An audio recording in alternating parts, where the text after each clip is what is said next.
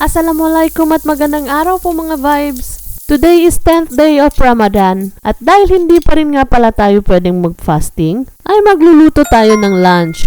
Inilabas ko na nga muna itong isda sa my freezer para naman lumambot. Pinabili ko na nga rin si Habi kanina netong gulay na pako. Kaya naman pagka-uwi niya ng lunchtime ay may nabili na nga siya. Sobrang paborito din namin tong gulay na to. Lalong-lalo na kapag ganitong iginigisa. Talagang mapapasarap ng kain at of course mapaparami ng kanin. At habang pinapalambot ko nga ang isda ay hinimay ko na nga muna itong gulay. Sarap na ito mga vibes, lalo na't ganitong fresh, malutong-lutong pa. Yung ginigisa na medyo half cook lang, tapos mafe-feel mo pa yung lutong. Sobrang malinamnam. Pagkatapos ngang maghimay ng gulay, ay dinikdik ko na nga muna itong mga sangkap na bawang, sibuyas at sili. Then malambot na nga pala itong isdang pinalambot ko kanina. Kaya naman ay binudburan ko na ng asin, pampalasa at ng kaunting turmeric powder para mawala ang lansa. And then nagpainit na nga ako ng mantika sa kawali. At nang mainit na nga ay inisa-isa ko ng prituhin itong mga isda. Ang sarap din itong isdang to mga vibes. Balawis ang tawag nila nito dito. Ang alam ko isdang danggit ang tawag nito sa Pilipinas. Tama ba mga vibes? Mapaprito man o sinabawan, sobrang sarap nito. Lalong-lalo na yung sariwa at yung may itlog. Pagkatapos ko ngang magprito ng isda, ay binawasan ko lang yung natirang mantika sa kawali. And then ginisa ko na tong mga dinikdik kong sangkap na bawang, sibuyas at sili. At nang medyo umangat na yung aroma, ay sinunod ko na nga rin itong kamatis. Hinalo-halo ko lang ng konti, and then inilagay ko na nga rin itong dried shrimp o ang tawag nila dito ay udang kering.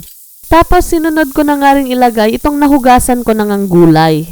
Hinalo-halo ng konti, then nilagyan ng kaunting tubig. Nilagyan ng asin at pampalasa at hinalo-halo pa ulit. Hindi ko na nga rin masyadong tinagalan ng pagluto para may lutong pa yung gulay. Ayan nga at konting mekus-mekus pa ay luto na nga rin ang ating gulay. Kaya naman kain tayo mga vibes.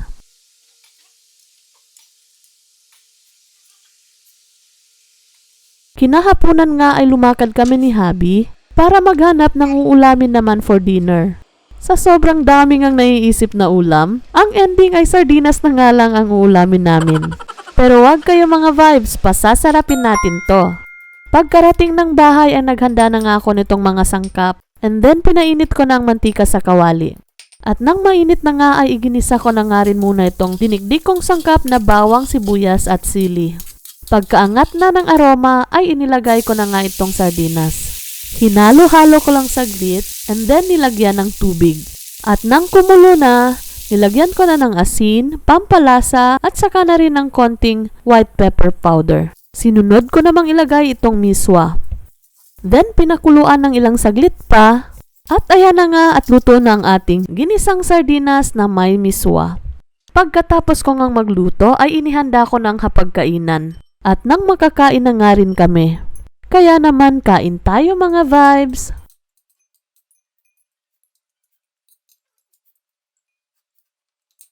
Matutulog na sana kami nang umandar na naman ang pagkalakwat-sera at lakwatsero namin. Nagyaya nga si Habi na pumunta raw kami dito sa may pwesto ng mga nagtitinda ng mga prutas. Gusto niya nga raw kumain itong pinya. Kaya naman go na rin tayo dyan. Pinabalatan at pinaslice na nga namin dyan at tinake out para sa bahay na nga kakainin. At ito na nga ang pinya at pinaresan ko na ng asin.